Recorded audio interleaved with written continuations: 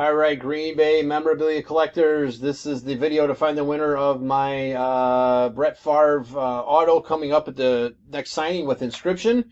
So we'll check the time, July 6th at 8:56 p.m.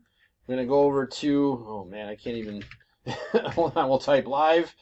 There we go. Let's see if we can get the time in there. Nope, it's too low. Hold on a second here. Let's drop this down. There we go. July 6th at 8:56 p.m. There is the list of our 10 entries. We're just going to randomize your names, and then whoever is on top after the final roll is our winner. Let's move that back up here. All right. So we need a dice roll of 5 or higher. There's 11.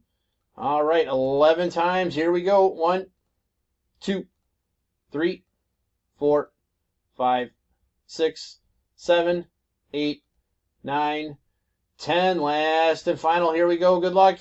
It is Tanner. Spot 5 is our winner. So, Tanner, you will have a Favre auto coming. There is our verification code, our timestamp once again, July 6th at 8:57 p.m.